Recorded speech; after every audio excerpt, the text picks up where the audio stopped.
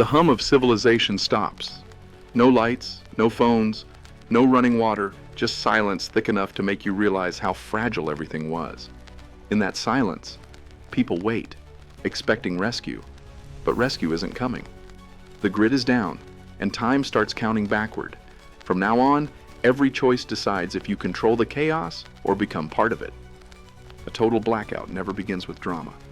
It begins with silence. One moment the hum of cities fills the air. The next, everything stops. Sometimes it's a cyber attack, sometimes a solar flare, sometimes the grid collapsing under its own weight. But the result is always the same. Power vanishes, and with it goes the rhythm of life.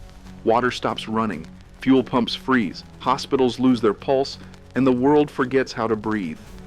Most people wait, staring at the dark, convinced it will pass. But every minute of waiting costs them control. This video will walk you through the first 7 days of total blackout, day by day, from the first 12 hours when you still have water pressure to the moment when light, food, and order start to disappear. You'll learn how to secure the basics, protect your home, and keep your mind steady while the world around you breaks routine. Because in a blackout, comfort ends fast, but survival begins with clarity. If you want practical, calm analysis without hype, subscribe to SafetyZone. You've heard the silence. Now it's time to move. Day 1 is the quiet before awareness, and that quiet is dangerous because it makes you believe you still have time. The first 12 hours are your only advantage, the last moment when the systems you depend on still function on momentum alone. Water still runs because of pressure stored in the pipes, and by nightfall, that pressure will be gone. This is the window where hesitation becomes loss. Fill everything you can. Tubs, sinks, bottles, buckets, every container is a reservoir of control. A family of 4 needs roughly 60 liters to last a week, and you'll spend more than you expect, not just to drink, but to clean, to cook, to stay human. Keep your refrigerator sealed. Cold lasts about 48 hours if untouched, but only half that if opened often. Think in hours, not days, because comfort expires faster than food. For light, avoid flames. Candles draw attention, burn oxygen, and tell the outside world that you still have something to lose. Use flashlights, battery lamps, cover your windows, and let darkness be your protection. Start writing, not on a phone, but on paper. Note the time the power died, the supplies you've stored, the batteries you have left. When the world loses data, memory becomes your map. And when the noise of machines disappears, listen. The sound of distance changes. The silence becomes information. Every blackout begins as a test of systems and ends as a test of people. What you do in these 12 hours decides which one you belong to. Tomorrow the systems will stop completely and the blackout will stop being an event. It will become your environment.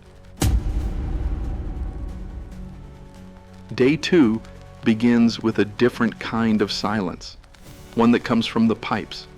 You turn the tap out of habit, and nothing happens. That's the sound of dependence ending. The pressure that kept water flowing through entire cities is gone, and now every drop you saved yesterday becomes survival, not comfort. Treat it as currency, because from this moment forward, that's what it is. Filter your water through clean fabric or a coffee filter to remove debris, then boil it for at least 5 minutes. If you have purification tablets, use them sparingly but wisely. Chlorine or iodine neutralize what the eye can't see, and what the eye can't see will make you sick long before hunger does. Never drink melted ice or standing water unless it's been purified. Bacteria multiply in hours, not days. Cooking shifts from flavor to efficiency. Choose foods that need little or no water. Canned beans, vegetables, rice, pasta. Simple calories that keep your body working without draining your reserves. Think in energy, not taste. You're no longer eating to enjoy, you're eating to endure. Every decision now is an equation of trade-offs. The same pot you boil water in will be the one you cook with, and cleaning it means losing part of tomorrow's ration. A mistake costs more than effort. It costs hydration. Power, if you still have it, is as precious as water. Charge devices only when absolutely necessary, because information is the new lifeline. A single message, a broadcast, a hint of news could change what you do next. Energy, like hope, burns fast if you don't control it. And remember, day 1 was about movement. Day 2 is about control. The difference between surviving and waiting now depends on discipline, not luck. Tomorrow, the blackout stops feeling temporary. It starts feeling real. Day 3 changes the air itself. What once smelled like home now carries the weight of decay. After 72 hours, hunger fades behind a more immediate threat: sanitation. When systems stop, waste becomes disease, and disease spreads faster than fear. The water you saved is now more valuable than ever, but it's not for comfort anymore. It's for control. Every drop counts toward staying clean enough to stay alive. If toilets no longer flush, build a latrine before the need becomes urgent. Use a bucket lined with thick trash bags. Cover each use with soil or ash, and keep it far from any water source or living area. It's not elegance, it's containment. The goal isn't comfort, it's isolation. Bacteria can't travel if you give them nowhere to go. Wash your hands with a bleach solution, 1 tablespoon per liter of water, and dry them in open air. If soap runs out, ash is abrasive enough to remove oils where germs hide. It's primitive, but it works, and in survival, works is all that matters. Keep food waste sealed tight in bins or bags outside your main space. Rats and insects sense opportunity long before humans sense danger, and once they arrive, infection follows. In a blackout, pests aren't just an inconvenience, they're vectors, carriers of what your body can't fight without hospitals. Every small habit, washing, sealing, separating, slows the collapse of hygiene that turns discomfort into sickness.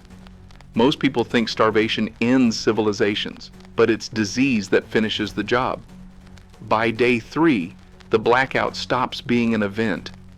It becomes an environment. You're no longer surviving inside it, you're surviving within it.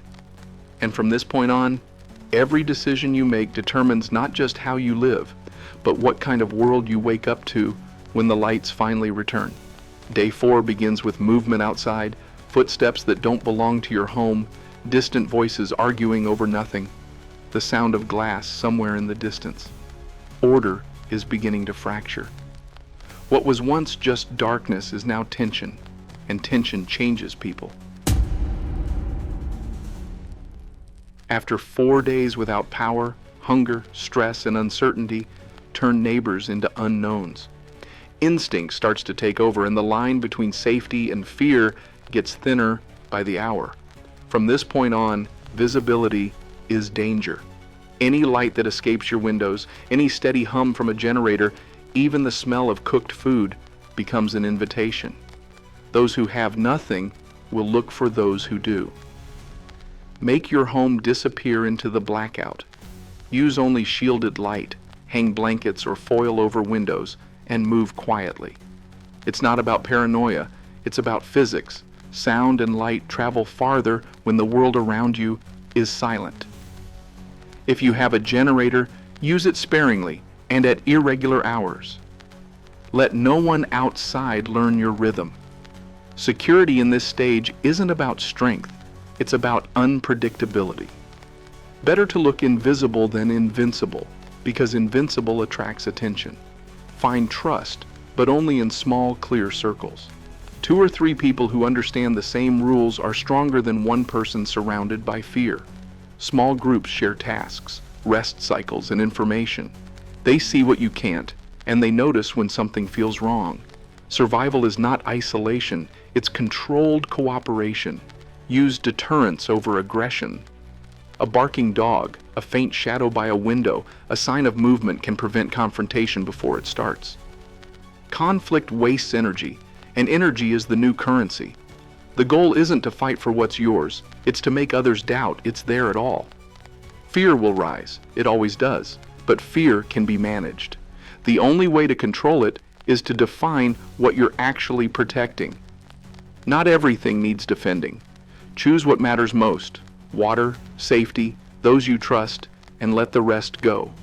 The blackout reveals what you truly value, and by day 4, instinct stops being a reaction. It becomes your plan. Day 5 brings the cold, and cold changes everything. In summer, a blackout drains patience. In winter, it drains life. Without power, heat becomes the most fragile resource you have, and the temperature inside your home begins to fall roughly 1 degree every hour until the air feels heavier than silence itself. This is when exhaustion and chill start to work together, quietly slowing the body, dulling the mind, and convincing you to stop moving. That's how cold kills, not fast, but by persuasion. Choose one room and make it your shelter, the smaller the better. Close doors, seal cracks under them with towels or clothes, cover windows with blankets or plastic to trap any remaining warmth. Layer your clothing, not just for insulation, but for flexibility. Remove or add layers to manage sweat, because moisture on skin steals heat faster than air. If you're with others, stay close. Shared body heat can raise the temperature of a small room by several degrees, far more than any candle or chemical warmer. Survival isn't about comfort anymore, it's about containment. Never use a generator, barbecue, or open flame indoors. Carbon monoxide is invisible, odorless, and lethal. It takes only minutes to fill a closed space with enough gas to end a family story without warning. If you must cook, do it outside, away from windows and doors, even if it means facing the cold for a few minutes. Keep moving when you can. Flex hands, feet, shoulders. Circulation is your last defense against freezing air. And when you stop, rest in layers, not under them. Cold seeps through the floor faster than through walls, so insulate the ground with clothes, rugs, or even newspapers. By day 5, survival stops being about action and becomes endurance. The world outside is no longer waiting for rescue, it's adapting to absence. Each hour you hold your heat, your discipline, your calm, you're proving that adaptation too. The blackout hasn't beaten you yet, and it won't, if you remember that warmth starts in the mind long before it reaches the skin. Day 6 arrives quietly, and it's not the darkness or the cold that breaks people now. It's the mind. Fatigue has a way of sneaking in disguised as logic, whispering that you've done enough, that the worst is over. But that's the moment survival starts to slip. The 6th day is a mental war, and the enemy isn't outside your walls anymore, it's the exhaustion building inside them. Sleep becomes strategy. Don't chase long rest. Take it in short, controlled turns. 90 minutes at a time can reset your focus without losing awareness. If you're not alone, rotate, watch, and rest. 2 hours of real sleep is worth more than 6 hours of drifting worry. Keep a schedule, even a simple one, because structure is oxygen for the mind. When the world loses its rhythm, routine becomes the metronome that holds sanity together. Talk to the people you're with, even brief conversations about tasks, about the weather, about nothing. Remind the brain that you're still part of a pattern, that life hasn't disappeared, it's just smaller now. Silence, when it lasts too long, turns into noise in your head. Assign clear roles and stick to them. One person manages water, another food, another safety. It's not about hierarchy, it's about focus. In survival, confusion kills faster than hunger. Every person who knows their job carries part of the mental load, and that shared discipline keeps panic out. Avoid arguments, avoid blame. Stress makes people look for villains when all they need are plans. Stay calm when others shake. Your tone becomes their compass. Fear spreads faster than disease, but so does composure. By day 6, survival is no longer about resources, it's about resilience. The blackout has stripped away every illusion of control, and what's left is clarity. Those who can think under pressure, who can stay rational when instinct screams, are the ones who will still be standing when the power finally returns. Day 7 doesn't feel like a countdown anymore. It feels like a rhythm. The panic of the first night is gone, replaced by something quieter, something steadier. What began as an emergency has turned into routine, and that shift is both dangerous and powerful. Dangerous because comfort in crisis breeds mistakes. Powerful because adaptation means you've crossed the line between surviving and living. The lights haven't come back, but you've stopped expecting them to. You've learned the language of silence, when the air changes, when distant movement means approach, when quiet means safety. The world has slowed, but your mind has not. What once felt unbearable now feels familiar. That's how humans have always survived, by turning chaos into pattern. The energy that mattered was never electrical. It was mental, the will to keep order when everything else dissolved. You've built a system from nothing: routines, rationing, trust, awareness. That's power no blackout can take. At this stage, survival stops being about tools and becomes philosophy. Every crisis rewires the brain, teaching it what truly sustains it. You realize that clarity, not control, is what keeps you alive. If the power returns tomorrow, you'll turn the lights on differently. You'll notice the sound of running water, the hum of the refrigerator, the pulse of a city that forgot how fragile it was. And you'll know something most people don't, that when everything stops, what saves you isn't what you had, it's what you learned. By day 7, the blackout hasn't ended, but your fear has. You've adapted to silence, and that's the moment when the darkness loses its power. Preparation isn't about waiting for disaster, it's about reading the pattern. And lately, that pattern has been clear. In Eastern Europe, entire cities have gone dark under deliberate attacks on the grid, proof that electricity itself has become a weapon.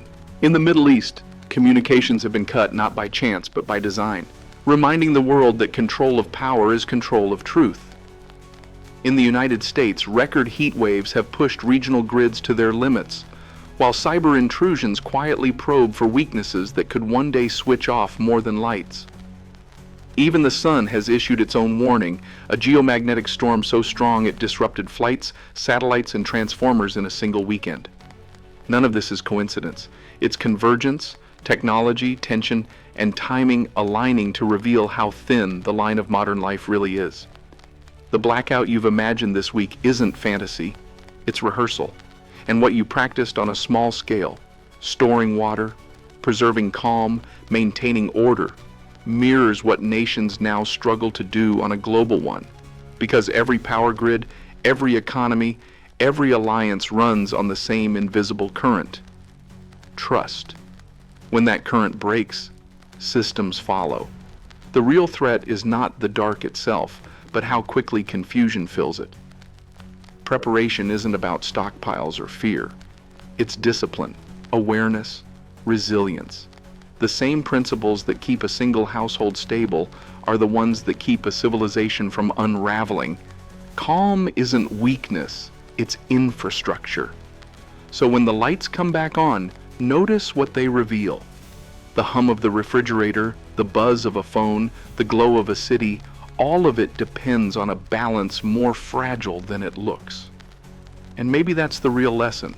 The most valuable power you have isn't the one that comes through the wire, it's the one that stays steady inside your mind.